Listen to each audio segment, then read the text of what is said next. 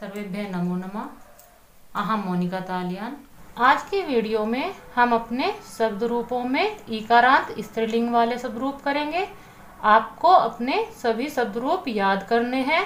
अब से पहले जो आप अपने शब्द रूप याद कर चुके हैं उनका भी आप अभ्यास करते रहिए, और आगे जो भी मैं आपके लिए शब्द रूप वाली वीडियो लाऊंगी उनको भी आप याद करते रहिए, क्योंकि संस्कृत में शब्द रूप का विशेष महत्व है। जितने भी आपके कर्ता के रूप होते हैं वह सभी आपके शब्द रूपों में ही होते हैं। आप अपने शब्द रूपों से ही अपने संस्कृत वाक्यों का निर्माण कर सकते हैं, और जो आपके संस्कृत के पाठ होते हैं यदि आपको आपके शब्द रूप याद है तो आप उनको भी बहुत अच्छे से समझ सकते हैं। तो आप अपने शब्द रूपों को बहुत ध्यान से याद कीजिए। जो आपको इजी ट्रिक सिखाई जाती है उस पर भी आप अभ्यास जरूर करें। इससे पहले मैं आपको आकारांत पुल्लिंग, आकारांत स्त्रीलिंग, नपुंसकलिंग और आपके ईकारांत पुल्लिंग वाले शब्द रूपों की वीडियो बना चुकी हूँ। आज की वीडियो में हम अपने ईकारांत स्त्रीलिंग में मति के शब्द रूप करेंगे। मति ही, मति, मत्य, मतिम, मति, मतिहि, मत्या, मतिभ्याम, मतिभि, मत्यै, मतिभ्याम, मतिभ्य, मत्याः, मतिभ्याम, मतिभ्य, मत्याः, मत्यो, मतीनाम, मत्याम, मत्यो, मतिषु। इस प्रकार आप अपने मति के शब्द रूप याद करते हुए आए हैं, लेकिन इनको हम अपने ही तरीके से याद करेंगे जैसे हम अपने शब्द रूप याद करते हैं। पहले इसका भी एक वचन याद करेंगे, उसके बाद बहुवचन और अंत में आपका द्विवचन याद करेंगे। पहले आप इसके एक वचन वाले शब्द रूप मेरे साथ दोहरा लीजिए। मतिहि, मतिम, मत्या, मत्यै, मत्याः, मत्याः, मत्याम। यहाँ पर आपका जो संबोधन है वह अगले पेज पर लिखा हुआ है, इसलिए वह आपको दिखाई नहीं देगा। उसको आप केवल शब्दों से ही समझ लीजिए। मति का जो संबोधन है आपका एक वचन में वह है आपका हे मते। अब आप इनको दो दो विभक्ति में एक साथ मेरे साथ दोहराइए। मतिहि, मतिम, मत्या, मत्यै, मत्याः, मत्याः, मत्याम, हे मते। इस प्रकार पहले आप इनको एक या दो बार दोहरा लीजिए और उसके बाद इसका लिखित में अभ्यास कीजिए। अब आप अपने बहुवचन वाले शब्द रूप देख लीजिए। इनको भी आप पहले एक एक करके मेरे साथ दोहराएंगे। मत्यः, मतिहि, मतिभि, मतिभ्य, मतिभ्य, मतीनाम, मतिषु, हे मत्य। जो मैंने आपका हे मत्य बोला है यह आपका संबोधन वाली विभक्ति में है। अब आप इनको दो दो विभक्ति के साथ दोहराएंगे। मत्याः, मतिहि, मतिभि, मतिभ्य, मतिभ्य, मतीनाम, मतिषु, हे मत्य। आप इनको भी लिखित में अभ्यास कर लीजिए। अब आप अपने द्विवचन वाले रूप दोहराइए। मति, मति, मतिभ्याम, मतिभ्याम, मतिभ्याम, मत्यो, मत्यो, हे मतिहि। द्विवचन वाले शब्द रूप आपके सबसे ही इजी होते हैं, इसलिए मैं आपका यह अंत में दोहराती हूँ। इस प्रकार आप अपने ईकारांत स्त्रीलिंग के शब्द रूप याद कर सकते हैं।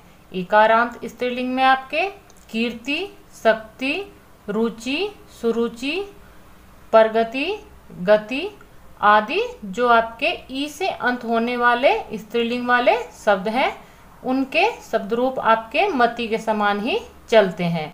यहाँ पर मैंने आपकी एक शॉर्ट ट्रिक लिखी हुई है जिनको प्रयोग करके आप अपने किसी भी ईकारांत स्त्रीलिंग वाले शब्दों के शब्द रूप बहुत ही आसानी से बना सकते हैं। यहाँ पर आपको समझाने के लिए मैंने आपका प्रगति शब्द लिया है। इस प्रगति शब्द में हम अपनी इस इजी ट्रिक को जोड़ेंगे और आपके शब्द रूप बनाएंगे। जो हम इस इजी ट्रिक से अपने शब्द रूप बनाएंगे उसके लिए आपका जो शब्द होगा वह आपका ईकारांत स्त्रीलिंग वाला ही होना चाहिए। लेकिन मैं आपके स्वर उससे पहले ही अलग करके इजी ट्रिक के रूप में लिख चुकी हूँ। तो आप जो शब्द लेंगे उसको आप हलंतीय रूप में लेंगे। कहने का अर्थ है कि उस वाले शब्द में से आप स्वर अलग कर देंगे। जैसे मैंने यहाँ पर प्रगति जो ईकारांत स्त्रीलिंग का शब्द है वह लिया है, लेकिन मैंने उससे आपका ई स्वर को अलग कर दिया है और आपका जो शब्द बनेगा परगत हलंतीयता के साथ बनेगा। इस वाले शब्द में हम अपनी इजी ट्रिक को जोड़ते हुए अपनी परगति ईकारांत स्त्रीलिंग वाले शब्द का शब्द रूप बहुत ही आसानी से बना लेंगे। तो आपका शब्द है परगत्य प्लस इही, तो आपका शब्द बनेगा परगति ही। इसी प्रकार आपका परगत्य प्लस इम, तो आपका शब्द बनेगा परगतिम। परगत प्लस या, तो आपका शब्द बनेगा परगत्या। चतुर्थी विभक्ति में परगत प्लस यही बनेगा आपका परगत्यई।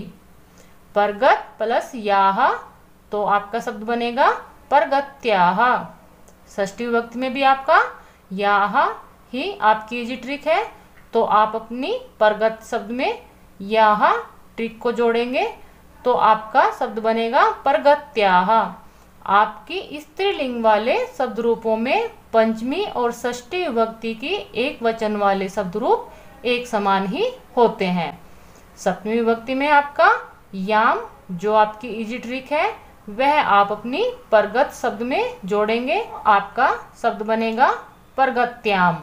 और संबोधन में आप जानते ही हैं कि आपकी प्रथमा विभक्ति वालों का ही पुनरावृत्ति हो जाती है, लेकिन एक वचन में आपकी संबोधन में भिन्नता होती है। यहाँ पर जो आपका संबोधन बनेगा वह आपका बनेगा हे परगते। आप अपनी बहुवचन वाली इजी ट्रिक से भी अपने परगति इकारांत शब्द के शब्द रूप बनाना सीख लीजिए। परगत आपका शब्द लेंगे और जो आपकी इजी ट्रिक यहाँ पर लिखी हुई है उसको हम जोड़ते हुए आपके बहुवचन वाले शब्द रूप बनाएंगे। परगत प्लस अय, तो आपका शब्द बनेगा परगत्य। यहाँ पर जो आपका आस्वर है वह आपके हलंतीयता को पूर्ण कर देगा। द्वितीय विभक्ति में आपकी इही जो इजी ट्रिक है उसको आप परगत में जोड़ेंगे तो आपका शब्द बनेगा परगति ही। इसी प्रकार आपका ईब भी और आपके परगत शब्द को जोड़ेंगे तो शब्द बनेगा परगति भी। चतुर्थी और पंचमी विभक्ति आपकी बहुवचन में समान होती है, तो आप अपने इभ्य वाले शब्दों को जब परगत में जोड़ेंगे तो आपका शब्द बनेगा परगतिभ्य परगतिभ्य। षष्ठी विभक्ति के बहुवचन में आपका इनाम जो आपकी शॉर्ट ट्रिक है उसको आप परगत में जोड़ेंगे तो शब्द बनेगा आपका परगति नाम। सप्तमी में आपका ईशु को परगत में जोड़ेंगे तो शब्द बनेगा आपका परगतिशु। और आपकी जो संबोधन वाली विभक्ति है वह आपके एक वचन की ही पुनरावृत्ति है, तो आपकी शब्द बनेगा हे परगत्य। इसी प्रकार आप अपनी शॉर्ट ट्रिक को द्विवचन वाले शब्द रूप में भी प्रयोग करेंगे। आपका शब्द जो हमने परगति इकारांत लिया है उसके परगत शब्द को ई से जब हम जोड़ेंगे तो आपका ई जो स्वर है वह आपके हलंतीयता को पूर्ण करेगा और अपनी मात्रा के रूप में आपको मिल जाएगा, तो शब्द बनेगा आपका परगति। द्वितीय विभक्ति में भी आपका परगति ही बनेगा। तृतीय, चतुर्थी और पंचमी विभक्ति में आपके एक समान होते हैं, तो आप अपने परगत शब्द में इभ्याम जब जोड़ेंगे तो आपका शब्द बनेगा परगतिभ्याम परगतिभ्याम परगतिभ्याम। षष्ठी और सप्तमी विभक्ति आपकी एक समान होती है, इसमें जो आपकी शॉर्ट ट्रिक है वो है आपकी योहो, तो आप अपने परगत शब्द में जब योहो जोड़ेंगे तो आपका परगत्योहो परगत्योहो इस रूप में शब्द आपको मिल जाएंगे।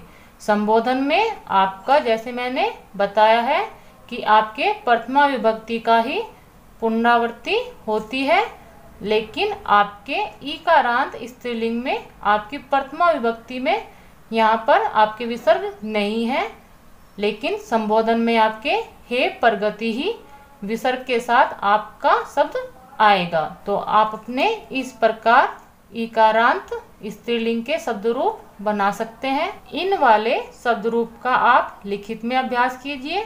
जो मैंने आपको परगत की शॉर्ट ट्रिक से समझाए हैं, आप अपनी वह वाले शब्द रूप भी लिखकर अभ्यास कर सकते हैं, या उससे अलग जो आपके कीर्ति, शक्ति, रुचि कहने का अर्थ है कि जितने भी आपके इकारांत स्त्रीलिंग के शब्द रूप हैं, उनमें से आप किसी पर भी अपनी शॉर्ट ट्रिक पर अभ्यास करके अपने इकारांत स्त्रीलिंग वाले शब्दों को अच्छे से याद कर सकते हैं।